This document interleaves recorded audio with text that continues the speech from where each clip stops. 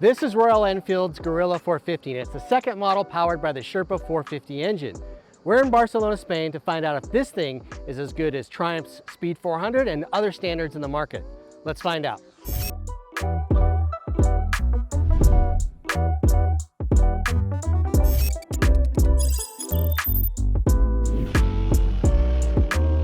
So it's the night before I leave to go ride the Guerrilla 450 in Barcelona, Spain. And this is a little bit different than most press launches.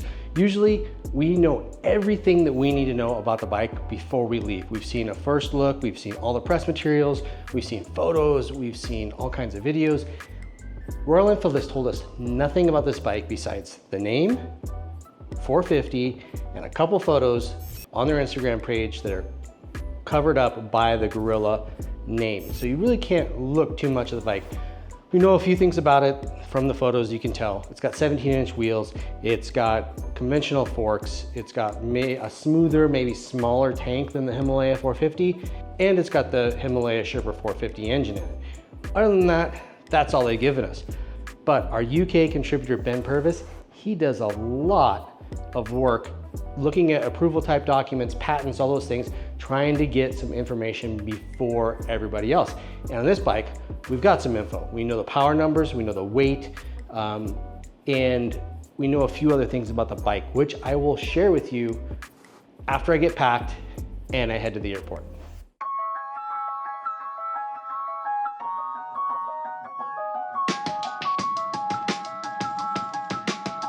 So what Ben found out is that the Guerrilla 450 makes the same amount of power as the Himalaya 450 because it has the same 452cc Sherpa dual overhead cam single. So it makes 39.5 horsepower at 8,000 RPM and it makes 29.5 pound-feet of torque at 5,500 RPM. That's a slightly more torque than Triumph's Speed 400, but the Guerrilla does weigh more than the Triumph. Guerrilla comes in at 403 pounds, whereas the Himalayan comes in at 432 pounds, I believe. So it's losing about 29 pounds off from the Himalaya going to the Guerrilla, and then the Triumph weighs only 375 pounds. So the Speed has the advantage on weight, but the Guerrilla has the advantage on torque. Horsepower numbers, exactly the same. So instead of the inverted fork on the Himalayan as well, it's got a standard conventional fork, but the specs of the fork and the shock are unknown at this time. So we'll find out again later today when we go to the tech presentation and we find out all the details. But we do know that the wheelbase has changed. So it's been reduced from the Himalaya's wheelbase of 59.4 to 58.7 inches, and the bars are narrower and there's similar stuff. So looking at what we can see in the photos, it looks like that the Guerrilla uses the same subframe and the same frame as the Himalayan, but has quite a different look to it, as you would expect it being a standard instead of an adventure bike. So it's not a whole lot of detail to start with, but at least it's something. It gives us an idea of where the performance may lie. When you look at the horsepower numbers, torque numbers, the weight, it gives you a little bit of an idea that it's in the ballpark, and that's good. The Himalayan was the first one to run the Sherpa 450 liquid-cooled engine, so it's not the first for Royal Enfield, but it's still quite a departure from its classic air-cooled heritage that's been doing for a long time, and it does really well, and it offers it at a really, really awesome price. So that's the big question: is what is the price on this thing going to be? Because we have no idea.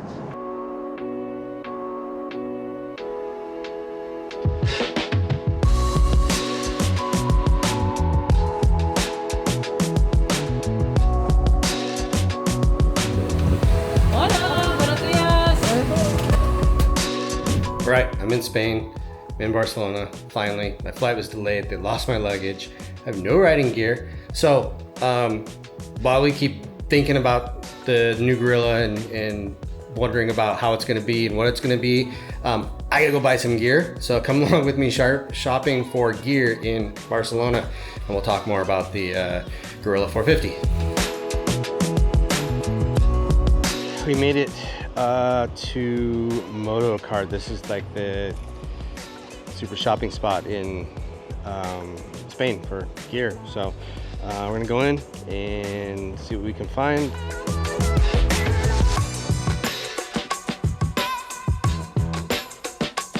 Borja has helped us out big time. We've got everything we need, I think. We've got pants, jackets, gloves, helmet. Shopping spree in Barcelona. Not what I expected to be doing today, but we'll be ready to go ride the Guerrilla 450. Okay, so there it is. All the gear's ready to go for tomorrow. Boots, helmets, gloves, pants. So now it's time to get ready to go to the tech presentation. We'll find out if we were right about the horsepower of 39.5, the weight, all that stuff. They're gonna give us all that, and we should get a price. We're all really very happy to have you all here.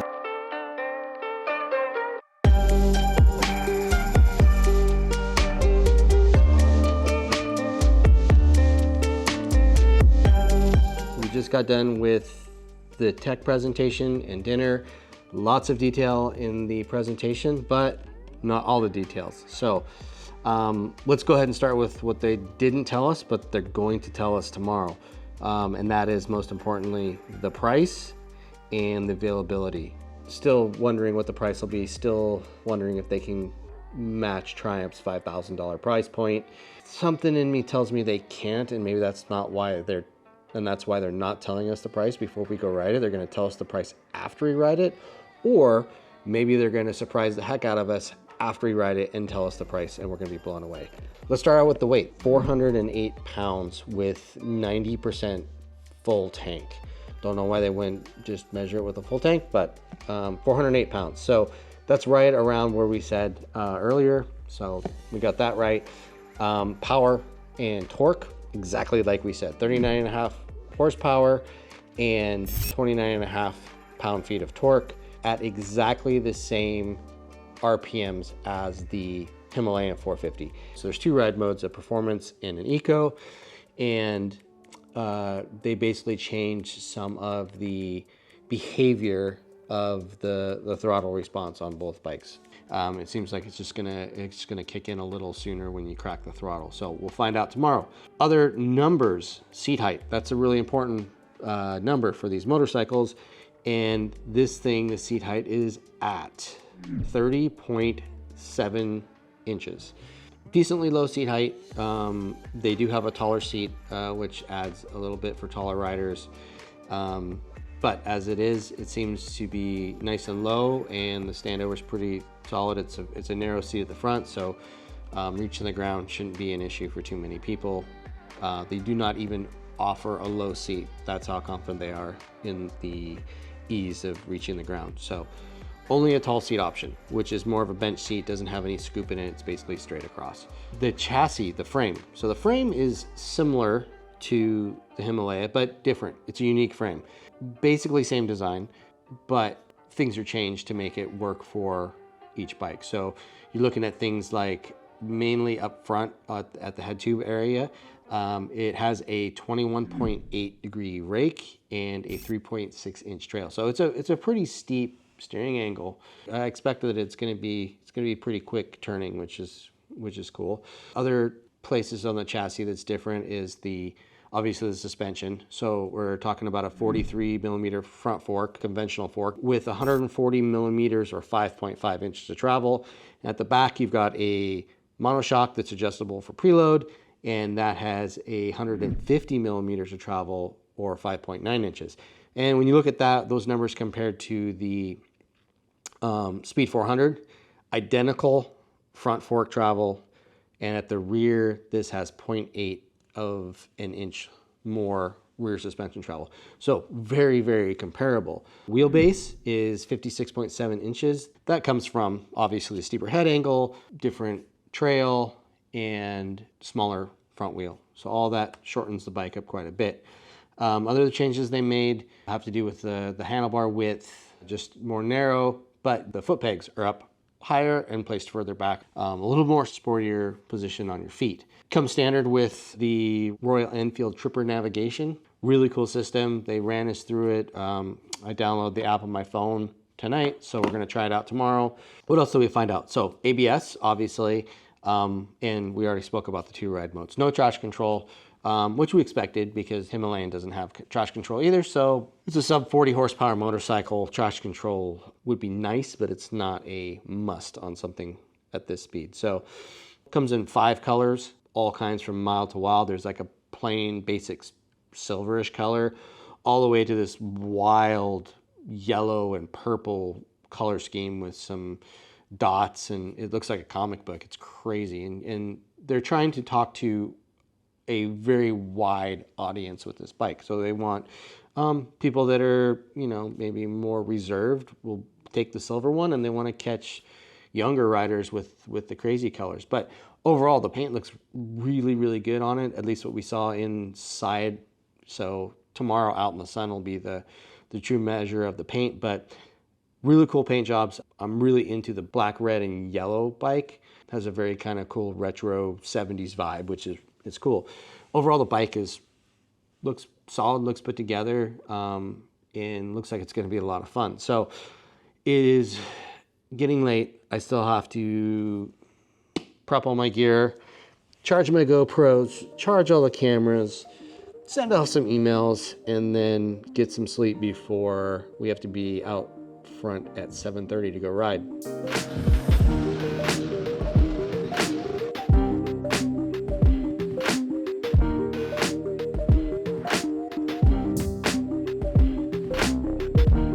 We just finished our first little morning session. We went about 60 kilometers, so 36, 40 miles-ish. And I gotta say, initial impressions are positive. This thing, the engine is really fun. It's the first time I've ridden a bike with the Sherpa 450 engine. I haven't ridden the Himalayan yet, so I have to say though, the engine as is pretty rad, and overall the bike is really good. It's got a real nice torquey character. Fueling is pretty much spot on. I think there's a little bit of snatchiness right off the bottom, kind of in like second gear, but other than that, it's pretty solid. This engine, it's a little vibey, and you can feel it through the foot pegs and in the tank where your legs touch on the tank right there at the tank and seat juncture, but it's not bad. It's not like super annoying, or it doesn't like, you don't really feel it in your hands too much, so it's not that big of a deal. It's a single, so there's gonna be some vibes, but overall, super good engine character. Handling wise, it's super light and agile. Rolls off the side of the tire really nice. The bars aren't super wide. It's surprising that you have as much leverage as you do to push the bike down or pull the bike down into corners. It's really quick to react, and you can make, you know, mid-corner adjustments really easily. Thus far, I'm really impressed with it. I don't have many complaints besides the vibes, I think, thus far. The dash is super rad. This Tripper dash is great. This Tripper dash is really, really good. You know, it's probably flickering from the frame rate. It's a very nice, clear, easy to read dash. Brakes, pretty solid brakes too. I'm really, really impressed with these Vibres. Not a lot to criticize thus far in the first hour of riding. So we'll get back to you later in the day. So we've been on the bike for about half a day at this point, and overall, I'm very impressed with this motorcycle. It's definitely a new type of Royal Enfield. This is not your nostalgic retro style air-cooled machine. This is something that's totally new in the Royal Enfield world. Besides the Himalaya 450, this thing right here feels thoroughly modern and up-to-date as any other standard motorcycle. And that's really the cool part about it, is that now you have more choice in the Royal Enfield lineup, right? You could go for a Hunter 350, or you could do a Continental 650, or you can do a Guerrilla 450. Handling, it's really good. You've got non-adjustable suspension besides preload at the rear, Showa units, 5.5 inches in the front, 5.9 inches in the back. Fairly well controlled, even for my weight. I was geared on, I'm 230 pounds at this point. I'm not feeling like I'm blowing through the stroke. The rebound doesn't feel too fast. It is actually very well sorted and well controlled. The chassis, super light, super nimble. You can throw it around in the corners. It just takes a little bit of bar pressure and the thing just drops in the corners like it's nothing. Changing your line mid-corner, no problem. Brakes are actually really good. These bi-brake brakes, thus far, no issues. Plenty of feel, plenty of communication. You can really feel what the brake is doing with a lot of power. They do not feel low spec. They don't feel wooden. They're really nice feeling. Been playing with the Tripper dash a little bit. Paired it this morning. It only took about a minute to get it paired up, and no issues. I think the only complaint I have about the Tripper app is that your phone has to be on in order to put the navigation onto the screen. So, you know, that's gonna chew through some battery power, but there's a USB-C connector so you can plug your phone in if you need to, but it does chew through a lot of battery. Ergonomics, very, very comfortable. This seat is nice and low. It's a 30.7 inch seat height. Reaching the ground is a piece of cake. It feels super low. I will say the dish though does keep you in pretty much one position the whole time. It's difficult to move forward and back on the bike with ease. I want to try out the taller seat that's basically a flat bench. That'll give you some more room to move around and make it maybe a little more comfortable for taller riders, but has a nice feel to it. It's not uncomfortable at all. Fit and finish is killer on these things. Like there's only a few little areas where you notice some hardware that's maybe an odd choice. Like they could have like smoothed it out a little bit, but overall thus far, really, really cool bike. On the engine has plenty of torque. It revs out to 8.5, 9,000 RPM. It's a really fun engine. It has really, really nice power. We're gonna get back on the road, and then later tonight we go to another presentation where they're gonna tell us about pricing and availability, and then we'll check back in and let you know our final thoughts. The ride is done. We've spent all day on this bike, enough to really get a good idea of what this bike is like. Just like I said at lunchtime, it really is a great motorcycle. It's an excellent new option for Royal Enfield. This will not be replacing any other bike in the lineup. Once again, engine, it's great. This engine has a really nice torquey character, and then it revs to the moon. You know, it revs up to 9,000 RPM before it hits the rev limiter. It's usable almost all the way to just past 8,000 RPM. Comfort-wise, it is a pretty comfortable bike. I would say the only thing, once again, is the seat kind of traps you in one spot. But other than that, the seat is comfortable. So it's not like you need to move around a lot to be comfortable. You can sit in the same place all day long and you're not gonna get a hot spot. You're not gonna get uncomfortable. Reach the bars is nice. The clutch and the brake lever, I would like to see some sort of adjustment mechanism on them, because the reach of the clutch lever for smaller hands is gonna be a little bit of a stretch. I mean, for me, it's right where I like it, and I like my levers really far forward. So if it's where I like it, it's probably too far forward for a lot of people. Great dash, super easy to read, played with the Tripper app, connected piece of cake. Handling wise, this is non-adjustable Showa suspension. The only thing you can adjust is the preload, and I didn't even touch the preload because it felt good as is. You know, we rode a variety of really nice, like billiard table smooth roads all the way to some bumpy city stuff. I'll say on the smooth stuff, it is excellent. Flicks side to side, you can tell what the tires are doing, you can feel everything that's going on. In the city, and hitting the bumps, it's maybe a tad bit harsh, but it's not bad. And I would rather take that than a spongy mess that soaks up everything and doesn't let you handle well. Very fuel efficient, which is good because the tank is quite small. It's 11 liters, which is 2.8 gallons, I think. It'll do about 180 miles on a tank is what they're claiming. They're claiming 300 kilometers on a tank. So 180 miles, that's still pretty decent. Overall though, Royal Enfield has done a really good job. We're gonna find out pricing and availability soon. So if this thing comes in at any price point below $6,000, it's gonna be awesome. This thing is really fun. It handles great. No complaints other than a slightly vibey engine and a little bit of weird feeling second gear. When you shift from first to second, you get a little bit of a lurch. Other than that, this thing's awesome. I like it. It's definitely a competitor in the standard market. If you're shopping around for something below $6,000, this is the bike you should take a look at. If you like what we're doing, hit the like button, subscribe, tell all your friends. You're gonna have questions and comments, put them down below. I'll get back to you. Thanks for watching. We'll see you next time.